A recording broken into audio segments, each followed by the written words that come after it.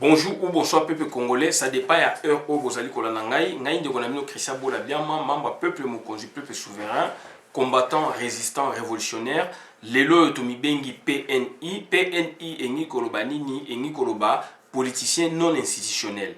Politicien non institutionnel engi koloba nini, donc ezali politicien o azana kati ya ba institution te.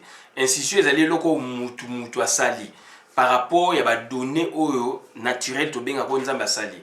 Donc ça dit politicien institutionnel azali muto azana kata bâtiment, parler du peuple eza bâtiment, Assemblée nationale donc benga ngo parler du peuple lelo eza bâtiment, parler de la nation eza bâtiment, gouvernement eza bâtiment, boye eza bâtiment, présidence eza bâtiment, ambassade eza bâtiment et puis bateau bazana agrément.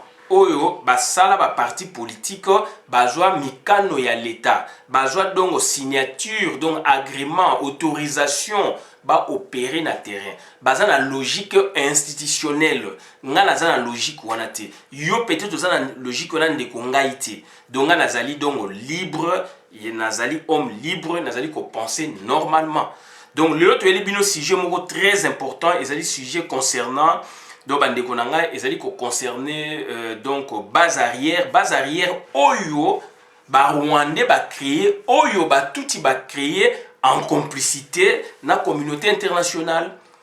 Devinez ce que base arrière biso toza Congo base arrière ba touti eza wapi. Base arrière ba touti ezali wapi bandeko nanga imaginez bo deviner. Tozali na nord ya Congo donc nord-est Rwanda Burundi. Rwanda, Uganda, nord-est, donc Rwanda, Uganda, Zaliwana, Rwanda, et puis Burundi. Burundi, tout le monde qui est na moyen, donc est moyen, donc na moi katikati wana. Et puis, na Senango, tous les pays mouchou, ils ont Tanzanie, Zaliwana. Tokiti boye na se Zambie, Zawana. Donc on a sud-est ya Congo, Zambie, Zawana. Toye boye na kati donc tozali sko na sud donc ça dit na sud ya Angola et jupe sud ouest ya Congo wana to bengi Angola to mati boye donc na ouest mobimala Congo Brazzaville toye ko kende ko rejoindre na likolo kuna donc c'est-à-dire nord-ouest ya Congo na biso donc ezali Centrafrique to pusani mwa mukie. Donc on a nord-nord vraiment et ali Soudan. Donc Soudan et Katananda ma Soudan et Tikalana. Surtout Bini Boezali Ouganda. Voilà un peu sur 9 pays autozanango ya ba frontière bande konanga siko base arrière ezali wapi. Base arrière ezali donc na ba deux capitales ya monde le plus rapproché du monde.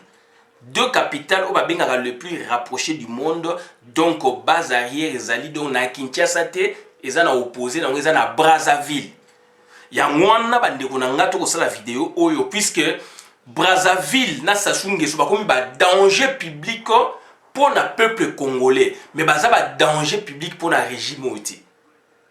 Je pense que c'est comprendre na yango to ko balancer bino élément moko to salaka déjà na 2014 na nous les combattants Anderson nan déconne la miss Anderson nan déconne la miss na nous les combattants bazali batu oyo basali distribution promotion ya ba vidéo na biso basali donc diffusion pe promotion ya ba combattants oyo ba bandaki ko bunda et puis na tango wana ba chaîne ezalaki mingiti. Donc c'est-à-dire basalaki musala makasi site ezali mais donc lelo yo ba site ekomi ebele yango to ko zongisa bino vidéo oyo to salaka na nous les combattants donc on a époque wana et ezali vidéo ya kafu et vidéo wana bandeko na ngai donc to lobaka l'essentiel donc sujet dans ezali l'heure de la révolution 6 double point Vital Kamerhe troisième imposteur en RDC par Christian Bola.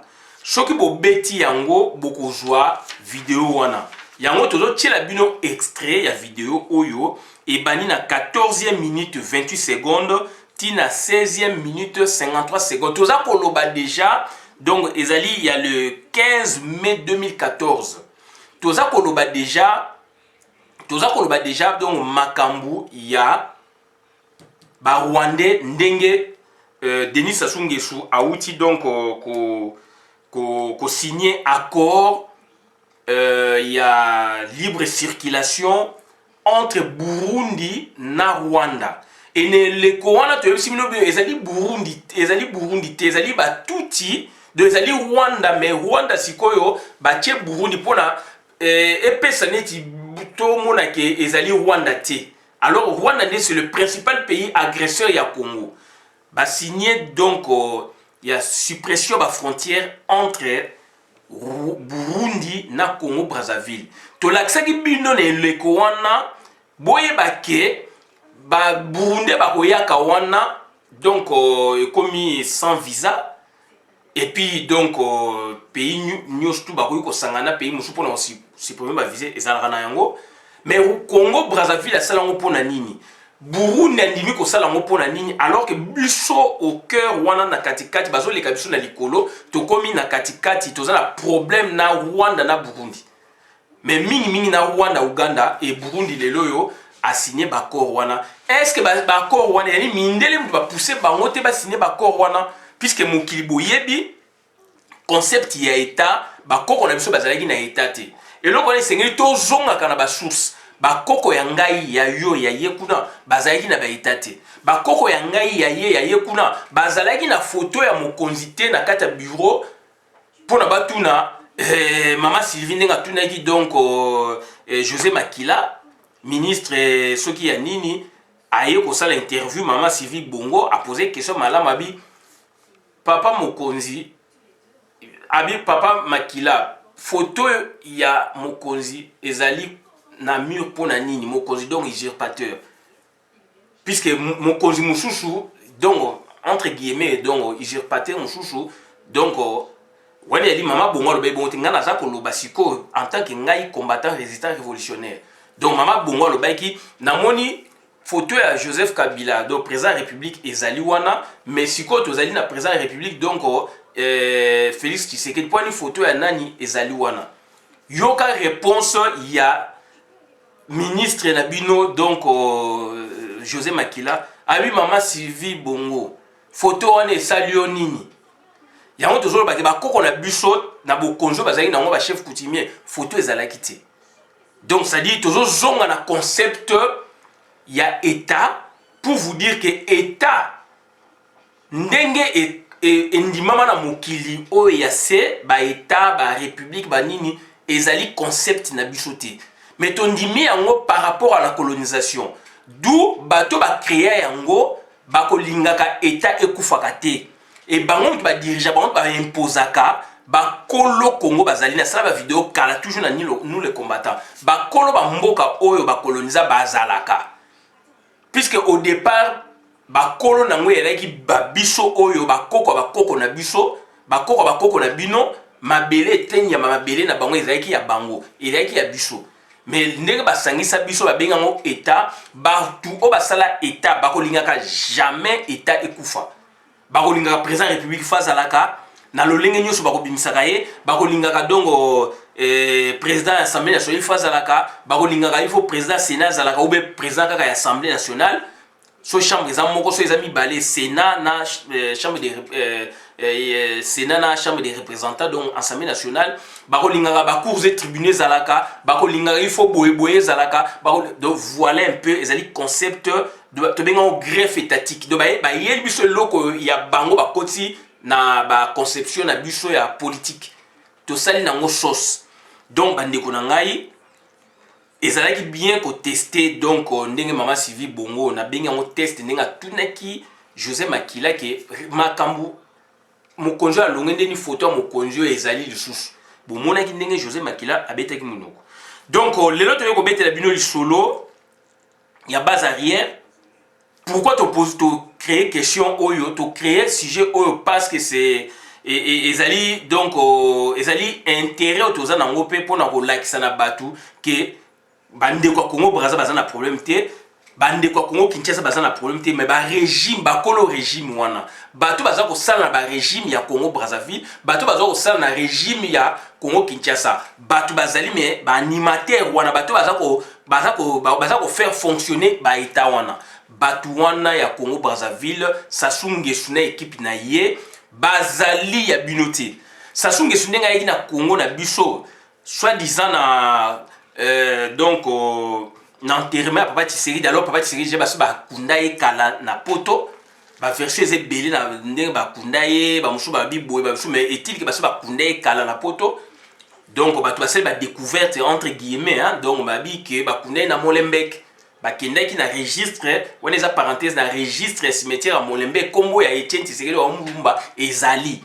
mais croix boyo kota bo mona ezate plus ba kunye na c'est vraiment donc c'est-à-dire un emplacement na eza donc na se makasi nini ezate mais na registre ezali to landaki be émission bato ba kendek ba se ba recherche ba salaki ezali ba kundaye déjà na Molenbeek ba kundaye déjà na Molenbeek o ba ezo laksa biso ke na tomo wana ba photoshop mais du moins na registre donc administratif ya cimetière papa Tshisekedi ba kundaye na cimetière à Molenbeek. Oh, bah, ça c'était une cérémonie officielle pour les Laksake. Mutuba Kundi, c'est symbolique, c'est rituellement symbolique. C'est que wana bateau bazalaki wana mingi babi eloko ezali kunate. Et moi si ya Hippolyte Kanambe, à moins que makamone za lokuta, alobi totanga ki yango eza ba parenthèse to ça la to ko kenimba na mo meto fond ba parenthèse, alobi que donc Etienne Tshisekedi bango ba yaki tena mobali na ye puisque bako ko ya ko lela ba s'incliner devant ba kayuté puisque yena mobali na ye ba kendaka déjà na Bruxelles to papa Tshisekedi akufa ba monaka déjà nzoto na Bruxelles et ba journaliste mususu déjà ba yebsa ba politicien mususu déjà à l'époque neti ba Roger Lumbala ba yeba si ba kunda papa Tshisekedi donc oh ba sala ki ezali symbolique. Donc, donc ezali passe mingi pour revenir na sujet na biso toko zongi sa bino vidéo au biso to salaki na les 15 mai 2014 na nous les combattants sujet wana to benyango donc intitulé nango ezali l'heure de la révolution donc numéro 6 Vital Kamerhe troisième imposteur en RDC par Christian Bolabiama. Donc to la bino vidéo wana moi extrait pour la bomona place nini to pensaki déjà auto l'accès que Congo Brazzaville soki bino bo s'organiser puisque président Kanambe président la bino donc Denis Sassou Nguesso a signé accord na ba Burundi pour la suppression ba visa et toyoki na sala ka vidéo na grand combattant à Congo Brazzaville donc ndeko mapa le biango donc vol régulier comment donc Burundi Congo Brazzaville Burundi Rwanda Congo Brazzaville Rwanda et y a ba pont aérien au ba fungola pour na que peuple wana agresseur base à l'enfance na biso mais na dénoncer kango déjà na lobi biso to benga na bango tant to benga na bango baza déjà en face et baza déjà en face na biso et ba ko envahir bino ndeko mapa grand combattant ya Congo Brazzaville al chaki mai na mnogote alobi yango malamu ke bazali déjà kuna na Brazzaville ba kenda ti koleka ba bolobo ba malukuti na seti donc Congo Brazzaville mobimba ba kanga bazamba to salake mission kafuka funa ndeko mapa aloba ba kanga bazamba na Congo Brazzaville ba Rwandais wana et Sassou Nguesso apesa bango nini zamba ba koma kolona ba koma kobokola bibwele sujet na biso alelo ezali wana mais toza ko laksa bino déjà il y a 5 ans passé biso to pensaki na yango déjà donc yango na sengeli to laksa bino yango pona tozo quand même idée de ce que nous faisons puisque quand nous faisons des choses tozali ko sala yango pona intérêt supérieur ya mboka tozali ko sala yango pona mutu songolo pakalati donc toza ko sala yango na intérêt supérieur ya mboka donc il y a de l'âme dans ce que nous faisons donc il y a du sérieux dans ce que nous faisons. Donc toza koya ko blaguete donc yango to ko zong c'est bino vidéo oyo extra vidéo oyo biso salaka déjà na 2015 donc lelo toujours ko ça déjà 5 ans il y a travail auto salaka et lelo et monani polele donc Congo Brazzaville comme base arrière contrairement na ba vise considération oh peuple congolais Congo Kinshasa azalaka nango que toujours compter na Sassou akoma traître ya Congo Kinshasa akoma traître ya régime wana te yena régime bakoma mutu moko makoma traître ya yo peuple ya Congo Kinshasa. Sassou Nguesso ndenga azali wana donc azali mutu oyo ba commissaire bon pourquoi ba sabotaka arsenal militaire na ba armement na eboye biango tant ba saboter yango sima siko ba Kagame derrière ba Kagame ba mindele wana oyo ba lingi ba konza Afrique centrale oyo baza ko tenir Congo et bazango na maboko ba diriger biso ne ba portugais ba vandaki na Angola 4 siècles. Donc c'est-à-dire ba mindele wana bango doit pousser le petit Rwanda asa la biso ba makambo oyo bango ba saboter ki armement ya Congo Brazzaville ba tumbaka caserne soki ba réserve na bango ba dépôt wana ya ba armement du ba yebisi Sassou soko salere to kolongola yo yango moni Sassou sikoyo akoma mutu na bango. Sassou azali kolia biso na CC, Sassou azali kolia peuple congolais na CC, so na biso na peuple congolais. Mais Sassou na Félix Antoine Tshilombo baza mutu moko, Sassou na Joseph Kanambe baza mutu moko, do Sassou na Kagame baza mutu moko, do Sassou azane loko kolobate, Sassou akomi kotala ndenge ba Rwandais bakomi ko guider. Et ndeko mapa loba yango na guerre o esama na Congo Brazzaville ngana kanisa ke puisque bazo bakule yaki dongo ba ninja na ba kokoy, alors il y avait non. Sassou avait fait appel aux Rwandais qui étaient chez vous, qui étaient venus chasser Mobutu. Sassou a fait appel à eux pour maintenant massacrer d'autres Congolais, c'est-à-dire faire chasser, n'est-ce pas, donc Lissouba et son gouvernement. C'était des Rwandais. Donc la thèse aujourd'hui se justifie par rapport à l'établissement des Rwandais donc, dans les sols donc au du Congo Brazzaville. Sol dans le rôle Congolais donc il y a Brazzaville. Voilà donc tout la sabino vidéo pour tout la sabino que nous travaillons donc pour l'amour du pays. Nous travaillons vraiment sincèrement. Il y a moins sengeli bande gonanga donc bo yeba yango bo mona yango qu'est-ce que nous faisons, qu'est-ce que nous produisons comme travail. Donc tout comme déjà la point wana bo c'est la mom qui est donc nous les combattants à Salamoussa Makasi et Sengel Mandekouana Koku Misaye, puisque grâce à Ndekouana Nde Yango Mon ba vidéo ya boye et monana grâce à Ndekouana tout ça Moussa Makasi a Senga Biso Likutate a Sengelo Komote donc Yezaï c'est Moussala donc Bandekouana c'est très important. Bon là extrait régime ya Sassou Oyo Lelo et ça clarté vis-à-vis na Congo Kinshasa, ça c'est vrai, je suis d'accord avec vous. Dans le neti a signé d'accord il y a na Burundi. Donc ça dit ba Burundi ba ko Congo Brazza, ba ko Burundi ba na Congo Brazza sans visa. To boité Mouzé Laurent Désiré Kabila sala ngopé na président ya Zimbabwe. Voilà. De Robert Mugabe, de ba Congolais so ba keyi ba komi kuna ba futa visa te. Mais dans un problème ni biso na ba Burundi ba nani bato ba yaka wana sans visa et Sassou Nguesso appelle ça bango place na Brazzaville ba sala bilanga ba bokola ba bibwele bato wana ateki déjà Brazzaville bato wana bango mutu lobi tant biso toujours benga na bango ba ko s'installer wana pour bazana ba Burundi Rwandais Ougandais c'est le bazat même ethnie ou tuti toi c'est les pygmées qui pas bon minité bazapé mimique donc ils allaient le même peuple donc au lieu que Rwanda signé et peut ça faux Ouganda signé et peut ça faux Burundi par exemple un peu minute modéré va faire signer Congo Brazza na Burundi avion comme ligne comme ça qui gali Congo Brazza et là on est à la kuna et là comment ils étaient mais tout y est dans le 28 novembre 2011 dans l'élection Salamaki avion pour mourir rien et Salamaki Rwanda Kigali Burundi Kigali Brazzaville pardon na ba Burundi na Brazzaville ba tout ba congolais bazo kima Kinshasa bazo kima ko ta Brazza mais il y avait des noirs des Hutus des Tutsis des Rwandais bazo kita bazo kota na Congo c'était des militaires donc ça dit mboka wana donc ezali mawato Sassou Nguesso makambo ça eza normalité makambo ça les normalité na yango tozo senga au signer ba corps na bango RFI lo ba yango ba Congo Brazzaville so ba occupé te donc pona ba nuire biso lobby mais yeba ki makambo ba sali biso ko zongela bino donc biso tozali wana toza ko se maintenir mais donc yeba que je suis d'accord avec ma compatriote résistant congolais, nous avons acquis Congo Brazza, mais il y a du matérialisme et dialectique historique.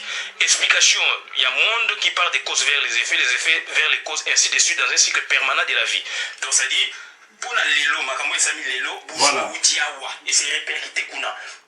Voilà, donc tokozong sa sous vidéo oyo pona bandeko o ba landite bokolanda yango donc et vos apaisements. C'est un travail que nous avons fait il y a aujourd'hui plus de 5 ans, 4 ans, 5 ans par là. Donc c'est très important. D'autres gens, c'est binongo. Donc à un moment. Voilà. Sujet Oyo, Tozali Kobeta Yango, Congo Brazzaville et Sassou, base arrière, il y a Rwanda. Donc contre Congo. Et base arrière ezali nini tokomona na définition na yango et voilà donc ezali mawa mingi bandeko na ngai ezali pasi mingi pona situation oyo toza nango ya mboka na biso donc tozali batu oyo tolingi batu to vivre mais batu balingi biso te et tant muta lingi yo te ndeko yo pe ko forcer te puisque base arrière ezali nini ezali centre logistique de repli. Centre logistique des replis.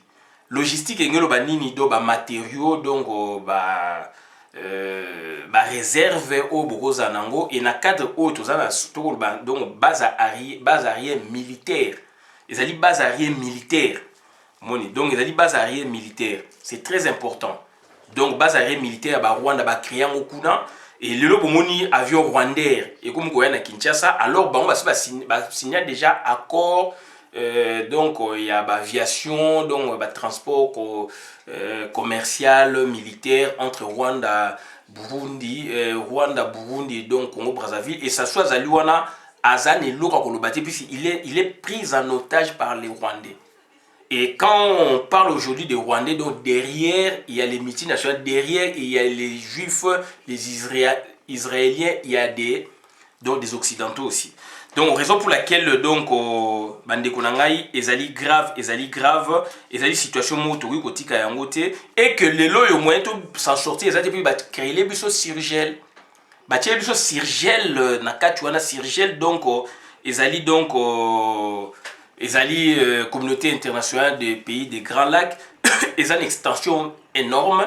Puisque quand on parle de la communauté économique des Grands Lacs, donc là maintenant on englobe presque tous les bassins du Congo, presque toute l'Afrique subsaharienne, excepté Toloba, donc on peut proprement parler, excepté le Maghreb et l'Afrique de l'Ouest. De toute cette Afrique-là donc est dans Sirgel.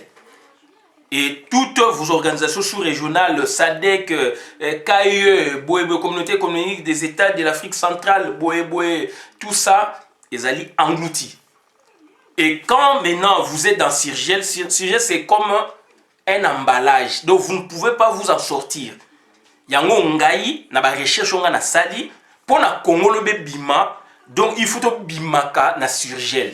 Il faut to zonga na organisation sous-régionale et Afrique centrale.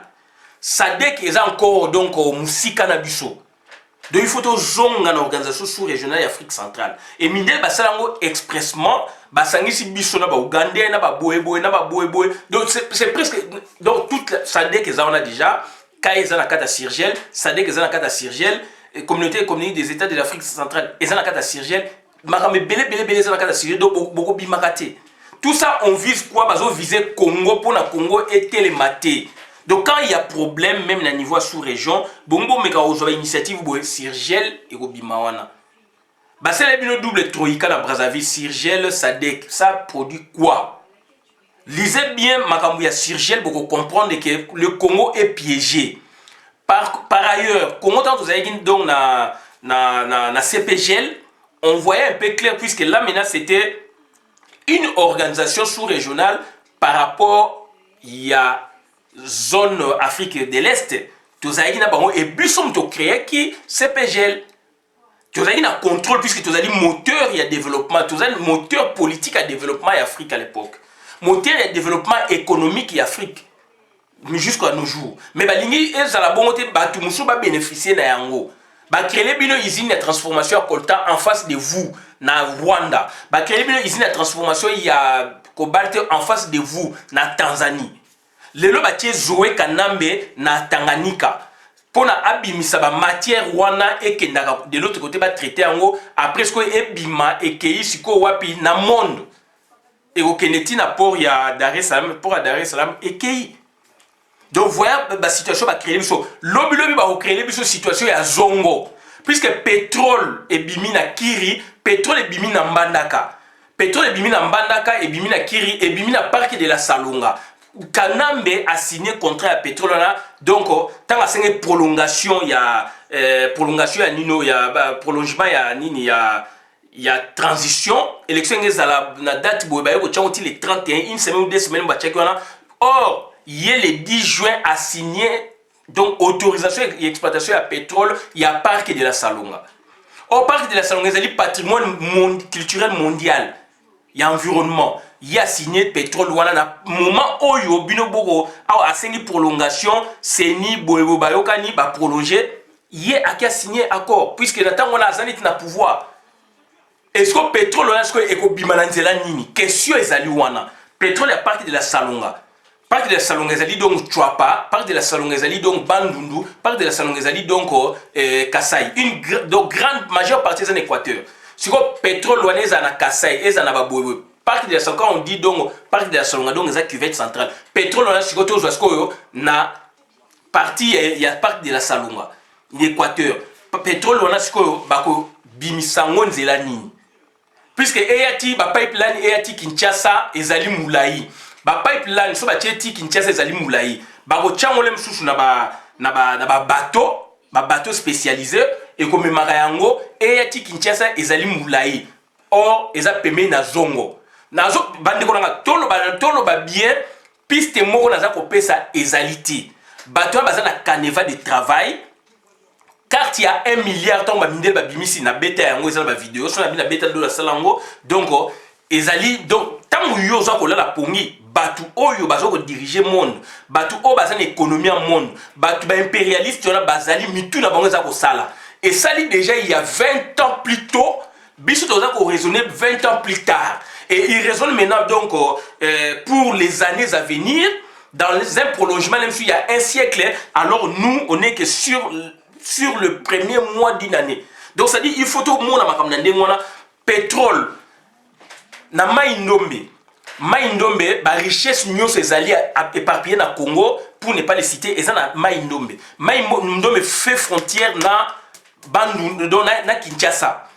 De l'autre côté fait frontière na donc Équateur, anciennement Équateur donc Babikoro bani donc anciennement Équateur.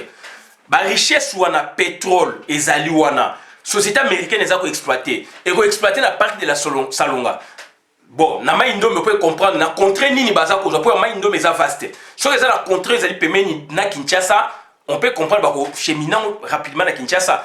Tellement le Congo est grand, pétrole, il y a Maïndombe so eza na Kiri.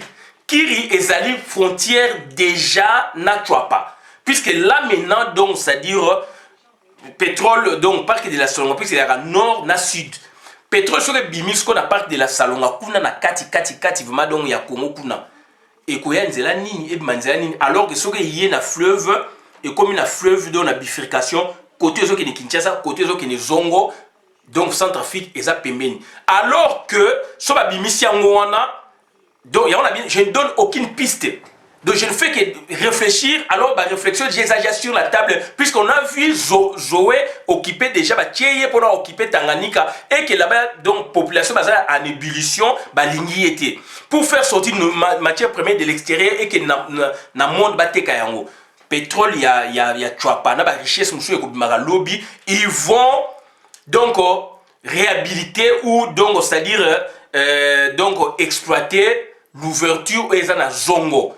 Zongo so biloko bimiona rapidement puisque Centrafrique est enclavé et dépendant na biso mais par ailleurs so biloko bimiona donc zongo mbalamoko Centrafrique et Kena Cameroun port ya Douala et Kena monde. Donc voilà, ces gens-là réfléchissent comme ça. Puisqu'on est dans la mondialisation, on doit s'ouvrir, bah idée fait à la vaste. Il y a on a la prudence. Il faut faire beaucoup d'attention, tout ça beaucoup d'attention dans ma Congo. Mais du moins moi je suis soulagé parce que Rwandais ba sakana biso mingi. Mais le lieu va toucher na elengi na bango na excès na bango ba kiko toucher ba pays à Sahel. Bah, pays à Sahel, Cameroun aussi en fait partie, Niger, Nigeria, Centrafrique un peu, Niger, Nigeria, Tchad, Banini, Tito, Bamini, Mauritanie, etc. Wapi, Algérie. Et ce sont les Sahéliens, donc Batouan de réagir. Et ce sont les Algériens qui réagissent. Donc, Bandi Bouloble Bako Beta Paul Kagame. Boye Bandi Bouloble Bako Beta Paul Kagame. Puisqu'il y a une déclaration, il y a un pays à Sahel, Rwanda, Internet, donc des pays du Sahel auraient exigé des explications à Paul Kagame sur sa proximité avec les terroristes de cette région. Mustapha Ould Liman Shafi, soutien logistique et financier aux terroristes d'AQMI. Donc ça dit, là maintenant c'est du sérieux. Quand vous les Congolais, vous ne voulez pas faire partir Hippolyte Kanambe ou vous ne voulez pas, n'est-ce pas, toucher Paul Kagame, eux vont le faire. Bango Bazali, donc Bandibou. Si on a dit Bandibou, Bazali Batu, oh Bazali n'a pas objectif. Bazali Batu, oh Bazali plus que la détermination que les peuple congolais. Le fait que Bissou Toza ko tardé, Nzambe Allah la kate, là maintenant c'est moi qui l'ai dit, va toucher le pays à Sahel, dont l'Algérie. Et l'Algérie va réagir. Puisque Ekomami, je vous dis, et ça date d'un mois, l'Algérie va réagir. Et là maintenant, on verra maintenant, bateau ça va bêtise. Et il faut lire cet article, commentaire algérois basali, commentaire bandibou basali. Et là il y a du sérieux. Bissou toujours blagué, mais là il y a du sérieux. Donc c'est très important, combattant, nous ne faisons que relayer le message, nous ne faisons que donc réveiller nos compatriotes afin que nous ayons une idée d'ensemble pour puisque le politicien congolais touché question. Donc maintenant ça revient à nous d'en parler. Et biso chiko donc groupe de pression et groupe de pression. Et qu'est-ce que nous constatons maintenant? On dit que président Sikaye Boye alors qu'on voit rien donc puisque normalement ce président Sikaye a ligne changement et salama signaux ezalaka tel que l'amnistie. Mobutu a pratiqué qui amnistie. Les Kizenga, les Gwenye, Christophe Gwenye, il fut rebelle dans 60 avec Laurent Désiré Kabila, avec Soumialo, Kizenga, etc., Laurent Désiré Kabila, etc., Batouana, Bazonga Deni. Ils ont une amnistie. Amnistie, ils ont une loi au Bazouakayango, donc ils ont ces lois au front de manière rétroactive. L'amnistie a un groupe de personnes, généralement des militaires, des paramilitaires ou chefs de faction, les exemptant de toute poursuite judiciaire quant aux crimes qu'ils ont commis. Voilà. Bon, mingi kenane, crime de guerre, crime contre l'humanité, etc., etc. Combattant, bazali côté, bengi faction. Puisque là maintenant, amnistie, ils ont fait ça, donc, oublions les passés. Makamwe les cas qui n'y ont tobo sanayango et les cas mingi pen parlement voter loi na pona que batu oyombo ka to sangani ou be bokonza sikeye amnistie vous créez cette loi pour que batu bazonga et zali loi moko générale impersonnelle. Mais qu'est-ce que nous voyons depuis Hippolyte Kanambe azalua na Félix Antoine Tshilombo bazo salaka ba musique ba grâce présidentielle. Grâce présidentielle na amnistie, grâce présidentielle ezali sko eloko moko donc individuel. Mais par contre amnistie ezali général impersonnel.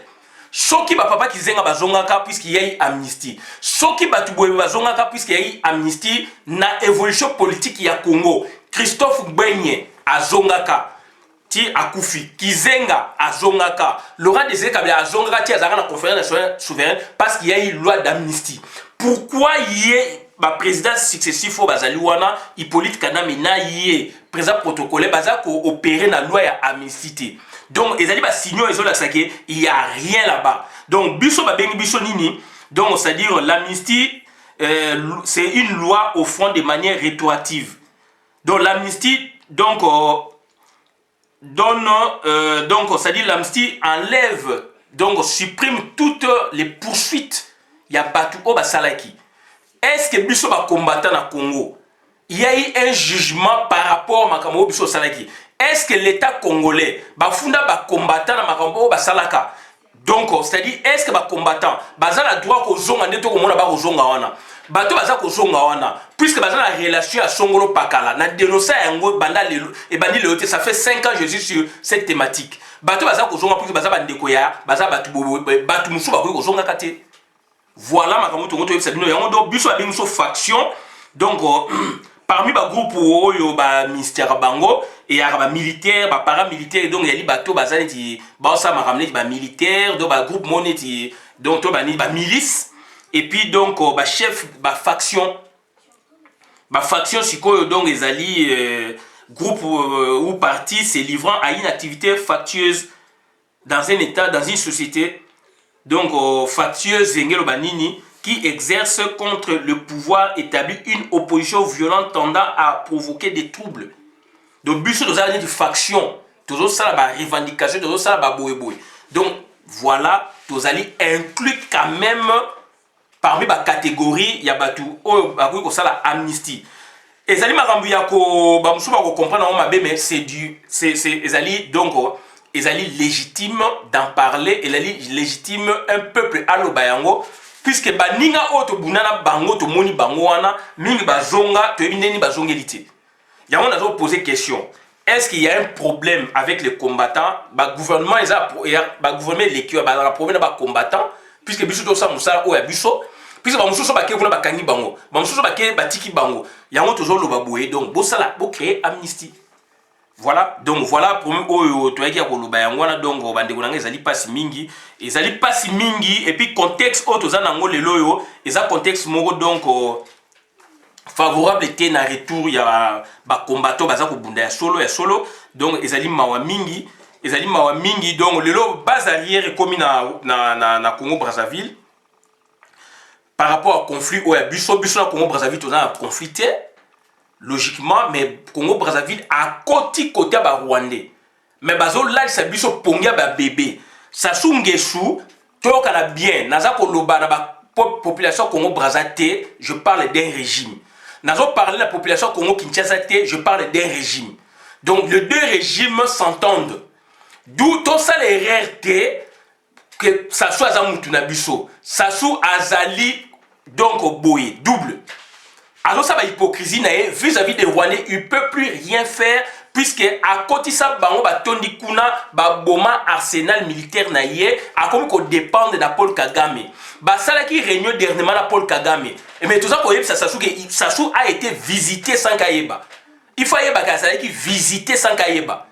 Na réunion ba sala na Paul Kagame makam tout ya sala qui na Paul Kagame et ça libanda ba yebiango. Tout ça pour yeba bango. Voilà.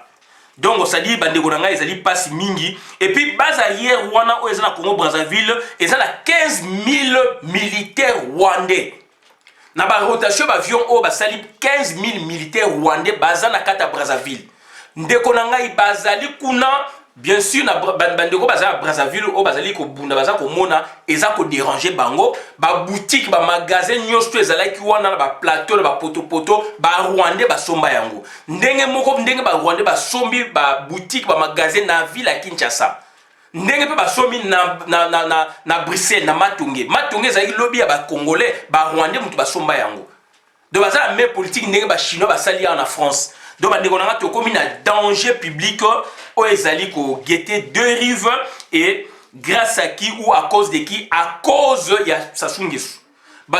Grâce à Sassou Nguesso, mais Sassou Nguesso n'est pas côté na bisoté. Si les circonstances s'y prêtent bien, wana akolak sakaza na biso. Si elles s'y prêtent mal, donc aza côté moko na bango. Ndeko nanga zale kenge. Yo politicien zale kenge. Sassou Nguesso naza ko bele nango likola ngomba. Sassou Nguesso ateki Congo, ateki am na biso. Sassou Nguesso donc azali na confiance na ba tuti na ba utu ke yo congolais, ke yo bantu. Sassou Nguesso ateki mboka. Atondisi 15 000 militaires na Congo Brazzaville. A signé accord na ba Rwandais, na ba Burundais, or ce sont des tuti. Donc suppression ya ba visa ba ni bato na ba tondi meke. Yango na sala ki vidéo na bitan biso to ko benga na bango. Bako zala côté na bino puisque babandi ja okota kuna. Donc bandiko nanga ezali passe mingi, aéroport ya Njili eza ko servir bango susu na rien. Bazali ce qu'on a 2 aéroports internationaux le plus proche ya monde. Et ils préfèrent encore Maya choc ba kiti na Maya pour na ba na beach na biso ba côté na ville eza ko coûter bango tant muke par rapport ya biso pour ba kitati ba kenena Njili ba mata. Donc e ba banga ka mingi changu baza ko banga yo peuple congolais puisque ba meki ko panza biso ba kokite baza ko banga peuple congolais puisque peuple congolais tozali soudé baza ko banga saka bango ba kokaka changu te bana changu bravo il faut bolakisa bravo wana bolakisa ekengo wana bolakisa miso ga ba Rwandais wana baza ko banga bino baza ko banga bandeko na biso ya changu nzela na bango ya aéroport nzela ya poto nde tolobaka yango wana baza kokoka yango ti yango moni bazali na aéroport ya Congo Brazzaville ekoma ya bango maya e bavandaka mingi na périphérie ezali baza kovanda mingi na ba Gombe wana pemeni soki paf bakati na Brazzaville bazwi avion bakoya nzela na bino te puisque kokati sa traversée ezo sa bango moins de 15 000 baza de l'autre côté. Donc bandeko nanga il faut to fungola misu Rwandais et esu ko tondisa ba Rwandais na kati ya Congo. Oyo Félix Antoine Tshilombo asali biso na Congo tokobosa na ka yango te. Donc tozali donc na haine na politique na ye. Tozali na haine na Félix Antoine Tshilombo na politique oyo asali. Soki yo ndeko okokotela ye c'est ton problème. Je ne parle pas d'ethnie. Je parle de Félix Antoine Tshilombo en tant que Congolais. Na makambo ya sali ngana ko sepe na ngoti atondisi ba Rwandais lelo to comme une insécurité na kati ya Congo et na combinaison na Sassou Nguesso deux rives comme une insécurité bandeko nanga ezali passe mingi plateau de Bateke ezali inondé na batu wana Rwandais retondisi batu plateau de Bateke Zamba Kibomango inondé na batu wana ba koti partout ba koti na Kotakoli ba renforcer Kotakoli na ba Rwandais ba renforcer Seta na ba Rwandais puis na Seta aéroport moko mukeza wana site za na mona aéroport ba itizaka yango batonisi ba Rwandais Kibomango batonisi ba Rwandais Kitola batonisi ba Rwandais ndeko nanga yoko obouger wapi mais tokolakisa bango biso tozali ba Congolais tozali plus de 12 millions na kata Kinshasa lobita ngoyo kosama bakopakata bakotika bateni puisque za mboka na biso bakopakata bakotika bateni puisque za mboka na biso toza koloba yango 6000 militaires oya koti bona Kingakati eza déjà dénombré 6000 militaires rwandais tuti baza na kata Kingakati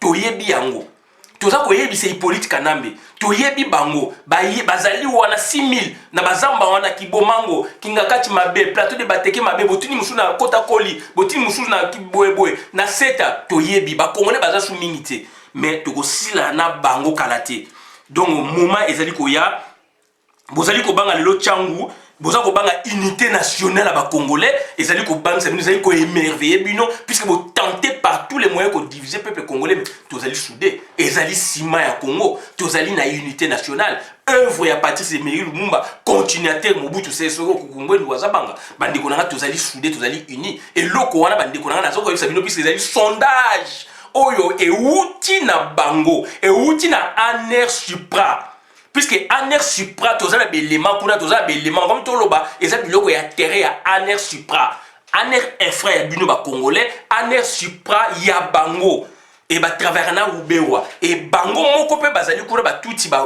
utu ba lingi makamona te baza ko pesa biso ba information baza ko atteindre biso donc baza ko banga unité nationale tozali tellement cimenté que Congolais ba meki partout Ituri to kabwana bango moyenté ba kei koto ba panza ba Congo moyenté ba kei koto na Katanga ba panza moyenté ba koti na Kase ba panza moyenté ba kei ne kote ba panza moyenté Kisangani moyenté tozali unis.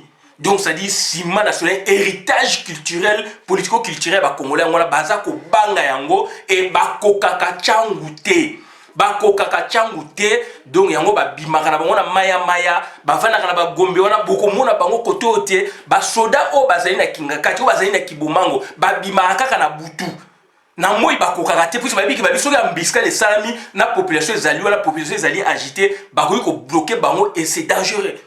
D'où sikoyo donc bazali wapi bazali donc na Congo Brazzaville do babima na Congo Brazzaville do bandeko na ezali mawa mingi ezali passe mingi donc Félix Antoine Tshilombo soit disant président qu'est-ce qu'il fait? Rien. Si on te poser question par rapport il y a érection il y a pont sur le plan militaire na situation au Sassou Nguesso azali nango lelo na combinaison na ba Rwandais c'est pour diriger le Congo. Mais sur le plan économique, moi je suis partant, je suis d'accord. Sur le plan donc il y a intégration sous-régionale, moi je suis d'accord, je suis partant. Mais sur le plan maintenant militaire, quelle garantie infrastructure on a et que procurer là bas Congolais par rapport il y a combinaison au Sassou Nguesso salina ba Rwandais. Voilà la question. Donc ba Rwandais ba lingi ba vanda 4 siècles na Congo ndenge ba portugais ba vanda na Rwanda et tous ces années avec la ba combine ya ba mindele Rwanda ya muke ba ko kwa biso na CP botanga article ba gérer ba ko beta bango bandibu ba ko beta bango ba sele ba ko beta bango likamu za tango nango ba sakane esprit na biso na yebi peuple ndibu so to bi ba ndibu do to yebi ba algérien donc ba maghrébin ba on ba blagarate ndenge ba koti masolo oyo bandeko na ngai ba osala bango 20 ans te pour azali ko travailler na donc responsable logistique donc monsieur Moustapha Ould Liman Chafi soutien logistique et financier aux terroristes d'ACMI. ACMI ezali Boko Haram ezali wana ezali na Cameroun ezali na Nigeria ezali na Niger ezali ti na centre nango ezali donc na Algérie et batwana batombo ki donc kalaté donc Kagame a cause déstabilisé par bisolem sous mais na bandibu bango ezaka rapide donc mort subite ozalawana et kotomé na Kinshasa. Donc bandeko na ngai donc situation Congo lelo e commis donc tout un continent ba ko parler nango et côté là tozali ko sepela nango et pour na ko sukisa boyeba ke na ba hôtel o ezali na Brazzaville bandeko na ngai et tondi na ba Rwandais meke hôtel ezali na Congo Brazzaville lelo ya Brazzaville lelo ba boulevard wana na ville na bango wana puisque ba va na mine ba périphérie de tolobi na kati ya Brazzaville na ba ville wana hôtel wana nyos tout ezali inondé na ba militaire rwandais. Baza ko futa chambre moko par jour 90 000 francs CFA. Ndeko na ngai soki ezali gouvernement te ozambon wana eza plus ou moins $110. Bato na ba vandi hôtel morphologie na ce sont des Rwandais. Le gouvernement congolais de Brazzaville ne dit mot, ne dit rien. Qui ne dit mot donc consent. Donc ba vandeli bato na ba vandi pona nini. Donc voilà la base arrière. 15 000 militaires bazawana. Bafuta bango $7 000 par mois. Bazelaka nini. Bazelaka donc go. Soke pesi na Kinshasa po bango bakati sabaya kotoyo. Mais baye baki mai wana ya fleuve eza ya biso. Eza ya bango te. Mai wana ko ganga bakoko na biso bako ganga. Tango olinga ba traverser mikamu siko sala makawana. Donc bandeko nanga voilà. So ba ya na avion. Ba réaction mystique et kosalamaka. On doit compter aussi sur ba réaction surnaturelle. Toza batu. Ba cracher salamaka, ba boyeboye salamaka. Donc voilà la situation. Ba militaire ba vandi autant d'années. Chambre mo $110. Ba chambre ba hôtel ezali na Brazzaville. So kati na beach na bango ba côté na ville na bango ba Rwandais ba tondi batonda ba koma ko vanda wana $110 par jour, $7 000 par mois. Autant d'années bazana bazela kanini base arrière ya mwana. Donc bandeko na ngai pour combien de temps donc bazoko zela pour sécuriser. Donc conclusion la biso ezali ni Sassou azalaki visiter il faut aller bayango. Boye bi Sassou azalaki visiter. Ba kuté na Paul Kagame makam nyusu ba soyela Paul Kagame ezali banda. Azalaki visiter. Et donc Fati azali mboya kopal.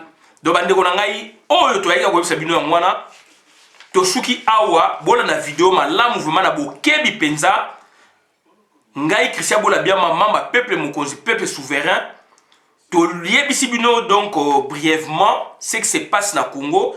Pourquoi te poser question, te créer question, te créer un opona et fungo la biso bongo. Pourquoi te lobby oyo opona souci à mboka. Donc Sassou Nguesso Congo Brazzaville et Sassou Nguesso ezali lelo base arrière ya ba Rwandais pona lobby ba boma ba Congo. Et Sassou Nguesso ezali complice et complaisant. À la force moroté a koyi pe kondima boyete puisque y a eu imposition. A Fungona aux frontières, les lots baza plus de 15 000 bazakuna. Rwandais et Fungwami, les lots baza 6 000 na bazambawana. Donc voilà, Bazari Zali, donc au centre logistique des replis. Donc, autre regard, c'est bien, on va tous qui abonnent la vidéo, madame, dans compte la communauté. Merci, nga Christian Bola Biama, membre Pepe, mon collègue Pepe souverain. Bola la vidéo, oh, et pour aussi lisa, qui est, pardon, vidéo, oh, pour aussi lisa. Donc, ndenge tu salaki yango. Donc yangwana tokotia ngo mukie Congo Brazza aussi régime eza bande ko Congo Brazza nyo sote régime ya Sassou oyo ya lelo eza clarté vis-à-vis na Congo Kinshasa. Ça c'est vrai, je suis d'accord avec vous. Talaneti a signé d'accord ya na Burundi. Donc ça dit ba Burundi ba ko Congo Brazza ba ko Burundi ba na Congo Brazza sans visa. Boité Mouze Laurent Désiré Kabila Salangopé na président ya Zimbabwe. Voilà. Donc Robert Mugabe donc ba Congolais so ba keyi ba komi kuna ba futa visa te. Mais toza la problème nini biso na ba Burundi banane bato ba yaka wana sans visa et Sassou Nguesso apesa bango place na Brazzaville basala bilanga ba bokola ba bibwele. Batouana a teki déjà Brazzaville. Batouana bango mutulobi. Tant que biso toujours bengana bango bako s'installer wana. O bazan ba Burundi, Rwandais, Ougandais. C'est le bazat même ethnie. Ou toi c'est les pygmées qui parlent bango mingité. Bazat pe mimike. Donc ils allaient le même peuple. Donc au lieu que Rwanda signé, Ouganda signé, Burundi est modéré, va faire signer Congo Brazza na Burundi. Avion comme ligne comme so Kigali Congo Brazza et le on est à la kuna et le comme ezate mais tout yebi dans le 28 novembre 2011 tant l'élection Salamaki avion pour mourir rien et Salamaki Rwanda Kigali Burundi Kigali Brazzaville pardon na ba Burundi na Brazzaville ba tout ba congolais bazo kima Kinshasa bazo kima ko ta Brazza mais il y avait des noirs, des Hutus, des Tutsis, des Rwandais, bazo kita bazo kota na Congo. C'était des militaires. Donc ça dit mboka wana donc ezali mawato. Sassou Nguesso makamozo ça les a normalité. Na yango tozo senga au signé ba accord na bango, RFI loba yango, ba Congo Brazzaville so ba occupé. Donc pour na ba nuire biso lobby, mais yeba ki makambo ba sali biso ekozonga la bino. Donc biso nous allons wana toza ko se maintenir, mais donc yeba que je suis d'accord avec ma compatriote résistant congolais. Voilà, donc merci. Bandi Bundé va s'occuper de la dossier puisque donc ils allaient concerner toute l'Afrique et donc toute l'humanité. Merci.